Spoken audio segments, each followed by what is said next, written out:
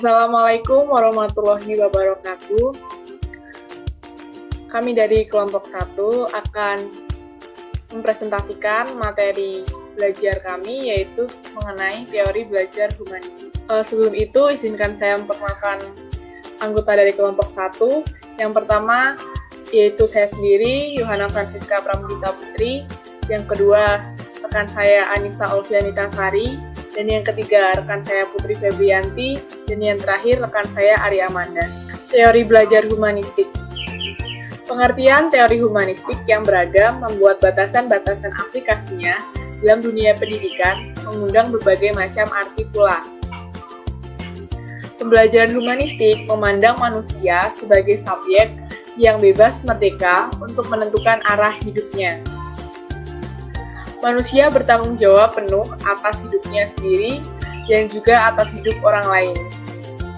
Pendidikan yang humanistik menekankan bahwa pendidikan pertama-tama dan yang utama adalah bagaimana menjalin komunikasi dan relasi personal antara pribadi dengan pribadi dan antara pribadi dan kelompok di dalam komunitas sekolah. Teori humanistik ini bermula pada ilmu psikologi yang amat mirip dengan teori kepribadian.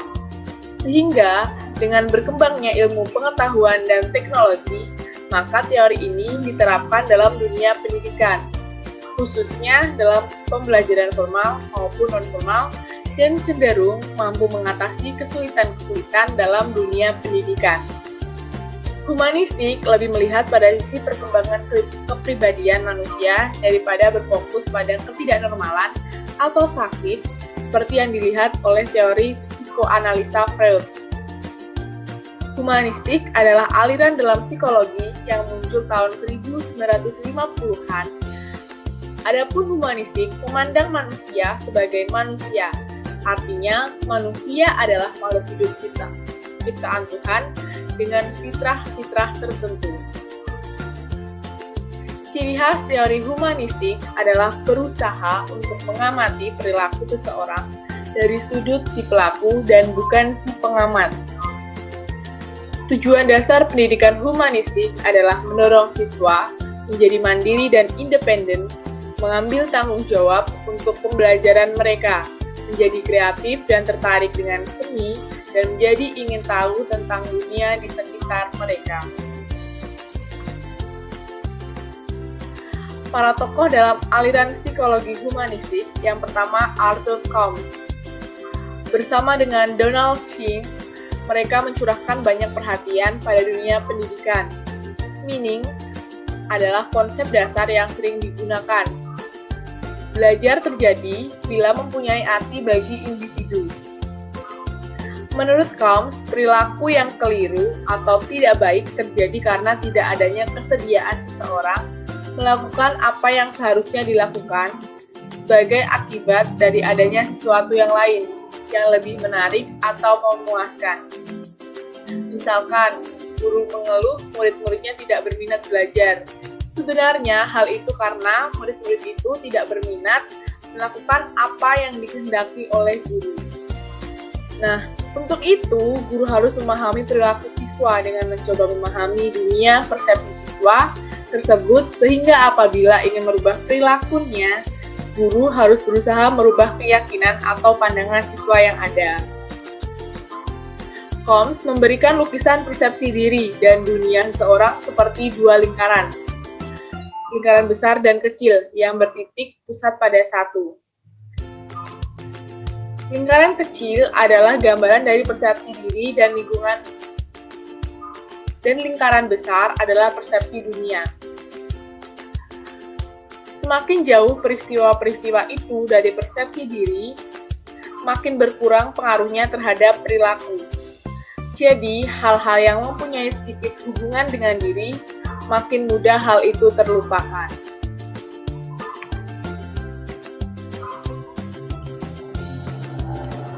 Yang kedua, Abraham Maslow, atau yang biasanya disebut dengan atau dipanggil dengan Maslow. Teori Maslow didasarkan pada asumsi bahwa di dalam diri individu ada dua hal.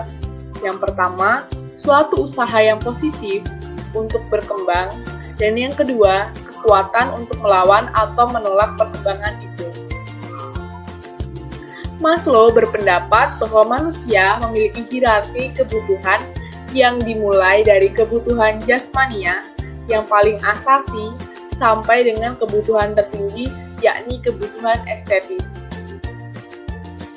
Maslow membedakan antara 4 kebutuhan yang pertama dengan 3 kebutuhan yang kemudian. Keempat kebutuhan yang pertama disebut deficiency need, kebutuhan yang timbul karena kekurangan. Dan pemenuhan kebutuhan ini pada umumnya bergantung pada orang lain. Sedangkan ketiga kebutuhan yang lain dinamakan growth need, kebutuhan untuk tumbuh. Dan pemenuhannya lebih bergantung pada manusia itu sendiri. Implikasi dari teori Maslow dalam dunia pendidikan sangat penting. Dalam proses belajar mengajar, misalnya, guru mestinya memperhatikan teori ini. Apabila guru menemukan kesulitan untuk memahami mengapa anak-anak tertentu tidak mengerjakan pekerjaan rumah, mengapa anak tidak dapat tenang di dalam kelas, atau bahkan mengapa anak-anak tidak memiliki motivasi untuk belajar. Menurut Maslow, guru tidak bisa menyalahkan anak atas kejadian ini secara langsung. Sebelum memahami, barangkali ada proses tidak terpenuhnya kebutuhan anak yang berada di bawah kebutuhan untuk tahu dan mengerti. Bisa jadi anak-anak tersebut belum atau tidak melakukan makan pagi yang cukup, semalam tidak tidur dengan nyenyak, atau ada masalah pribadi atau keluarga yang membuatnya cemas dan takut, dan lain-lain. Selanjutnya, tokoh yang ketiga adalah Carl Ransom Roger. Carl Ransom Roger lahir di Oak Park pada tanggal 8 Januari 1902. Tahun 1927, Roger bekerja di Institute for Child Guidance dan menggunakan psikoanalisa Freud dalam terapinya meskipun ia sendiri tidak menyetujui teori Freud. Menurutnya, tipe belajar itu dibedakan menjadi 2. Yang pertama kognitif dan yang kedua adalah experiential. Teori humanistik Roger lebih penuh harapan dan optimis tentang manusia karena manusia mempunyai potensi-potensi yang sehat untuk maju. Ada 3 konstruk yang menjadi dasar penting dalam teori perkembangan kepribadian dari Roger. Yang pertama, struktur kepribadian. Yang kedua, dinamika kepribadian. Yang ketiga adalah perkembangan kepribadian. Yang pertama, struktur kepribadian. Sejak awal, Rogers mengamati bagaimana kepribadian berubah dan berkembang. Dan ada 3 konstruk yang menjadi dasar penting dalam teorinya, yaitu organisme, medan fenomena, dan self. Yang pertama yaitu organisme, yaitu makhluk fisik, physical creature, dengan semua fungsi-fungsinya, baik fisik maupun psikis. Organisme juga diartikan sebagai satu kesatuan sistem, sehingga perubahan pada satu bagian akan mempengaruhi bagian lain. Setiap perubahan memiliki makna pribadi dan bertujuan, yakni tujuan mengaktualisasi, mempertahankan, dan mengembangkan diri. Yang kedua adalah medan fenomena. Keseluruhan pengalaman, itu baik internal maupun eksternal, disadari maupun yang tidak disadari, dinamakan medan fenomena.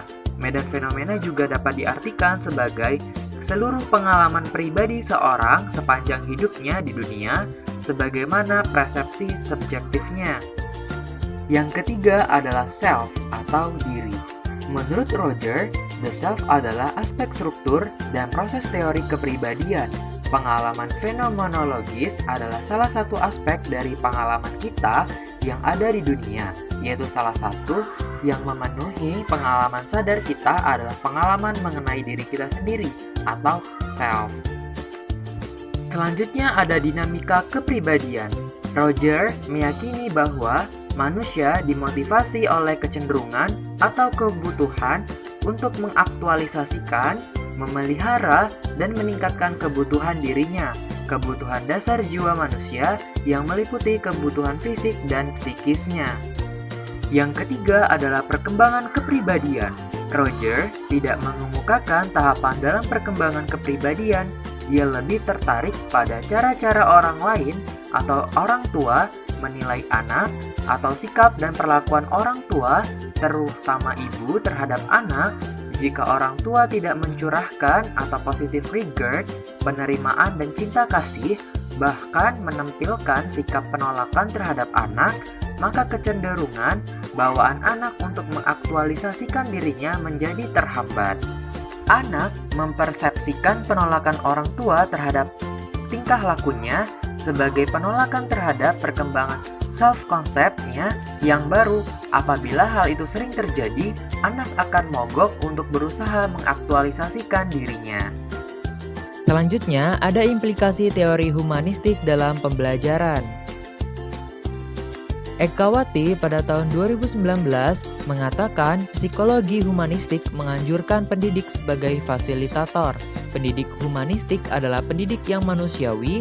Psikologi humanistik mengarahkan peserta didik untuk meningkatkan potensi intelektualnya yang peserta didik miliki. Pendidik membimbing siswa dengan tidak membebani peserta didik di pembelajaran, tetapi menanamkan nilai-nilai atau perilaku positif dan menghindari perilaku negatif. Selanjutnya, Dickinson dalam Noibahu pada tahun 2018 mengatakan peran guru yang utama adalah memfasilitasi pembelajaran siswa yang secara luas dijabarkan dengan berbagai cara, yaitu menjadi fasilitator, menyediakan materi bagi peserta didiknya dalam mencapai tujuan belajar. Ia bertugas selalu menyajikan pengetahuan atau materi pelajaran bagi peserta didiknya. Materi itu hendaknya merupakan hal baru dalam artian baru, didapat untuk diajarkan kepada peserta didiknya. Selanjutnya, Dickinson dalam Noibahu pada tahun 2018 mengatakan sebagai fasilitator guru yang profesional seharusnya menyediakan hal-hal sebagai berikut. Yang pertama, guru berbakti membimbing dan memfasilitasi anak didik seutuhnya untuk membentuk manusia pembangunan yang berpancasila. Yang kedua, guru memiliki kejujuran profesional dalam menerapkan kurikulum sesuai kebutuhan anak didik masing-masing. Yang ketiga, guru mengadakan komunikasi terutama dalam memperoleh informasi tentang peserta didik. Kemudian yang keempat, guru menciptakan suasana kehidupan sekolah dan memelihara hubungan dengan orang tua murid. Yang kelima, guru memelihara hubungan baik dengan masyarakat di sekitar sekolah maupun masyarakat yang lebih luas untuk kepentingan pendidikan. Yang keenam, guru secara mandiri atau bersama-sama mengembangkan atau meningkatkan mutu profesinya. Yang ketujuh, guru menciptakan dan memelihara hubungan antar sesama guru, baik berdasarkan lingkungan kerja maupun di dalam hubungan keseluruhan.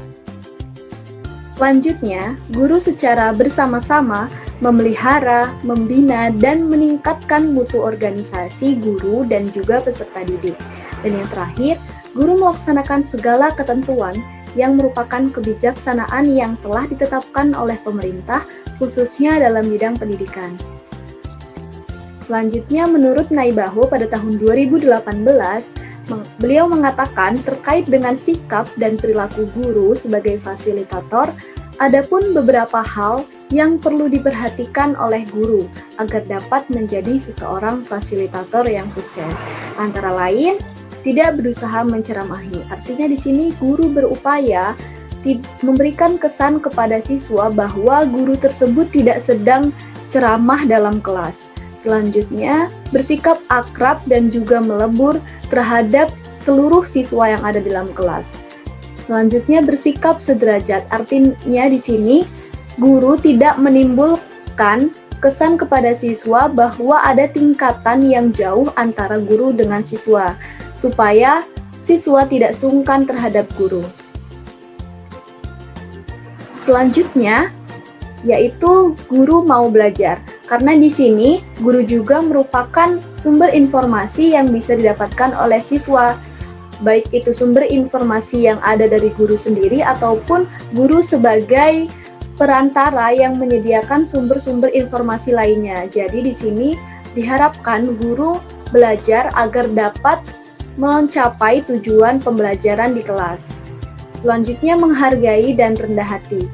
Guru, selain memberikan pemahaman kepada siswa, juga beliau harus memiliki sifat menghargai siswa. Apapun yang telah disampaikan oleh siswa, apapun pencapaian yang telah diraih oleh siswa, guru sebaiknya menghargai dan juga tetap rendah hati. Selanjutnya, bersikap sabar. Jadi, maksudnya guru di sini harus selalu bersikap sabar ketika pembelajaran di kelas. Walaupun banyak siswa yang melakukan kesalahan, tetapi selayaknya guru harus tetap bersikap sabar dan memberikan arahan yang terbaik kepada siswa. Selanjutnya, mendengarkan dan tidak mendominasi.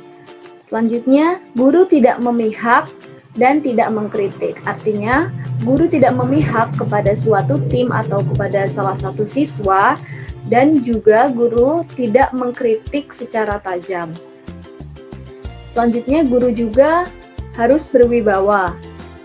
Lalu yang terakhir, guru bersikap terbuka.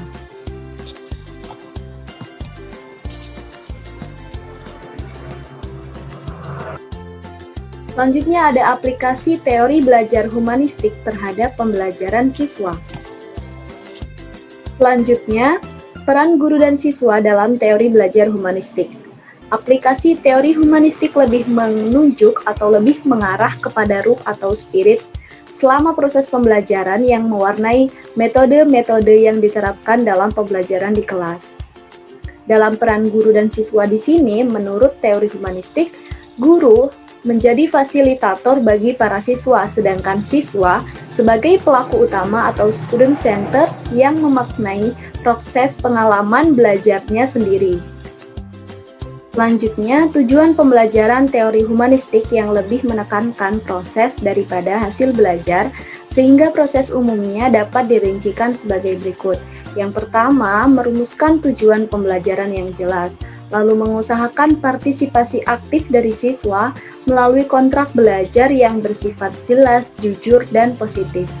Selanjutnya, mendorong siswa untuk mengembangkan kesanggupan atau kemampuan siswa untuk belajar atas inisiatifnya sendiri. Lalu mendorong siswa untuk peka, berpikir kritis, memaknai proses pembelajarannya secara mandiri. Lalu siswa didorong untuk bebas berpendapat, memilih, dan melakukan serta bertanggung jawab dalam setiap perilaku yang dilakukan. Lalu guru menerima siswa apa adanya. Lalu pada poin ke-7, memberikan kesempatan murid menyampaikan hasilnya sesuai dengan kecepatannya. Lalu evaluasi diberikan secara individual berdasarkan perolehan prestasi siswa.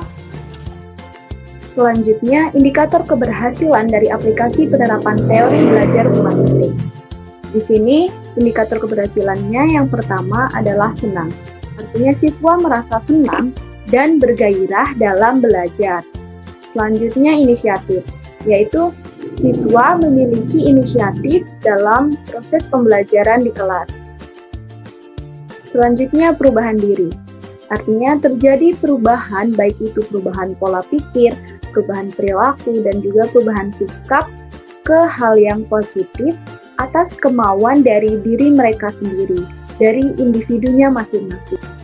Selanjutnya, ciri guru yang baik menurut humanistik, yaitu guru tersebut memiliki sifat humoris, lalu guru tersebut bersikap adil, jadi tidak memilih-milih terhadap pembelajaran yang akan diberikan kepada satu siswa ataupun kepada siswa yang lain. Lalu guru tersebut juga berpenampilan menarik dan bersikap menarik sehingga menimbulkan motivasi dan semangat bagi peserta didik untuk belajar. Selanjutnya, guru tersebut mampu berhubungan dengan baik dengan siswa, artinya guru tersebut mampu menjalin kedekatan terhadap siswa sehingga siswa tersebut merasa nyaman dan mau melaksanakan pembelajaran dengan baik atas inisiatif dari mereka sendiri. Selanjutnya, guru membangun suasana lebih terbuka. Jadi di sini, guru memberikan kesan terhadap siswa agar pembelajaran tersebut bersifat terbuka baik terhadap dirinya sendiri, terhadap teman, maupun juga terhadap guru tersebut. Selanjutnya, ciri guru kurang efektif menurut teori humanistik. Artinya kurang efektif di sini adalah guru dikatakan kurang baik menurut teori humanistik karena menerapkan beberapa sifat-sifat sebagai berikut, yaitu yang pertama, guru tersebut kurang humoris. Jadi di sini dalam pembelajaran di kelas, guru tersebut terkesan kaku, jadi memiliki humor yang rendah, sehingga membuat siswa itu tidak merasa nyaman atau enjoy. Selanjutnya yang kedua, mudah emosi. Maksudnya di sini guru kurang sabar dalam melaksanakan pembelajaran di kelas sehingga dapat memberikan kesan yang kurang nyaman yang diterima oleh siswa. Sehingga siswa bisa merasakan takut dan tidak berani menyampaikan pendapatnya atas inisiatif sendiri. Selanjutnya, guru bersikap cukup otoriter yang cukup memaksa, baik itu memaksa dalam menyampaikan pendapat, memaksa jawaban, dan lain sebagainya. Selanjutnya, guru berkomentar kurang tepat. Selanjutnya, guru tersebut kurang peka terhadap perubahan. Selanjutnya yaitu pemecahan masalah dengan kemampuan berpikir kreatif siswa. Menurut Polya, ada 4 langkah yang harus dilakukan dalam memecahkan masalah. Yang pertama, membaca dan memahami masalah. Pada tahap ini, siswa diharapkan dapat memahami apa yang dimaksud dalam soal. Yang kedua, membuat rencana penyelesaian. Pada tahap ini, siswa diharapkan sudah mengerti metode apa yang akan dilakukan untuk menyelesaikan soal tersebut. Pada tahap ketiga, yaitu menyelesaikan rencana penyelesaian. Pada tahap ini, siswa diharapkan bisa menyelesaikan persoalan tersebut. Pada langkah keempat, yaitu memeriksa kembali. Pada tahap ini, siswa dapat memeriksa kembali jawaban yang sudah dikerjakan dia, agar tidak terjadi kesalahan. Selanjutnya yaitu pendekatan dalam pemecahan masalah. Yang pertama, what's another way? Pada saat siswa telah menemukan jawaban, maka guru dapat meminta siswa untuk mengerjakan soal yang sama dengan menggunakan cara lain dan mendapatkan jawaban yang sama. Hal ini dapat membuat siswa berpikir tentang bagaimana cara lain sehingga fokus pada soal itu. Yang kedua yaitu what's wrong? Guru memberikan soal sekaligus jawaban, tetapi dalam jawaban tersebut terjadi kesalahan. Tugas siswa yaitu untuk menemukan kesalahan tersebut dan memberikan alasannya, kemudian membentuk jawaban tersebut dengan jawaban yang benar. Yang ketiga, what would you do? Siswa dihadapkan pada situasi matematika yang membutuhkan keputusan. Siswa harus menjelaskan keputusan yang diambil serta alasannya dan juga menjelaskan pengaruh matematika dalam mengambil keputusan. Dalam menjelaskan, siswa dapat menuliskan dalam bentuk paragraf dan disampaikan di depan kelas. Hal ini selain dapat menumbuhkan sikap kreatif, tetapi dapat juga melatih keterampilan komunikasi mereka. Selanjutnya yaitu pembelajaran matematika humanistik mempunyai karakter seperti yang disebutkan oleh Haglund, yaitu yang pertama, menempatkan siswa sebagai penemu, bukan hanya penerima fakta-fakta dan prosedur-prosedur. Yang kedua, memberi kesempatan siswa untuk saling membantu dalam memahami masalah dan pemecahannya yang lebih mendalam. Yang ketiga, belajar berbagai macam cara untuk menyelesaikan masalah, tidak hanya dengan pendekatan aljabar saja. Yang keempat, menunjukkan latar belakang sejarah bahwa matematika sebagai suatu penemuan atau usaha keras dari seseorang manusia. Yang kelima, menggunakan masalah-masalah yang menarik atau pertanyaan terbuka, tidak hanya latihan-latihan. Yang keenam, menggunakan berbagai teknik penilaian, tidak hanya menilai siswa berdasar pada kemampuan mengingat prosedur-prosedur saja. Yang ketujuh, mengembangkan suatu pemahaman dan apresiasi terhadap ide-ide besar matematika yang berbentuk sejarah dan budaya. Yang kedelapan, membantu siswa melihat matematika sebagai studi terhadap pola-pola, termasuk aspek keindahan dan kreativitas. Yang kesembilan, membantu siswa mengembangkan sikap-sikap percaya diri, mandiri, atau penasaran. Dan yang kesepuluh, mengajarkan materi-materi yang dapat digunakan dalam kehidupan sehari-hari, seperti dalam sains, bisnis, ekonomi, atau Jadi, kesimpulan dari teori humanistik yaitu teori humanistik lebih mengutamakan masalah bagaimana tiap individu dipengaruhi dan dibimbing oleh maksud-maksud pribadi yang mereka hubungkan kepada pengalaman-pengalaman mereka sendiri. Prinsip-prinsip teori belajar humanistik yaitu 1. Manusia mempunyai belajar alami. Yang kedua, belajar signifikan terjadi apabila materi pelajaran dirasakan murid mempunyai relevansi dengan maksud tertentu. Yang ketiga, belajar yang menyangkut perubahan dirinya. Yang keempat, tugas belajar yang mengancam diri ialah lebih mudah dirasakan bila ancaman itu kecil. Yang kelima, bila ancaman rendah, ada pengalaman siswa dalam memperoleh cara. Yang keenam, belajar bermakna diperoleh jika siswa yang melakukannya. Yang ketujuh, belajar lancar jika siswa dilibatkan dalam proses belajar. Yang kedelapan, belajar yang melibatkan siswa seutuhnya dapat memberikan hasil yang lebih mendalam. Yang kesembilan, belajar sosial adalah belajar mengenai proses belajar. Dan presentasi dari kelompok 1, kurang lebihnya kami mohon maaf. Terima kasih. Wassalamualaikum warahmatullahi wabarakatuh.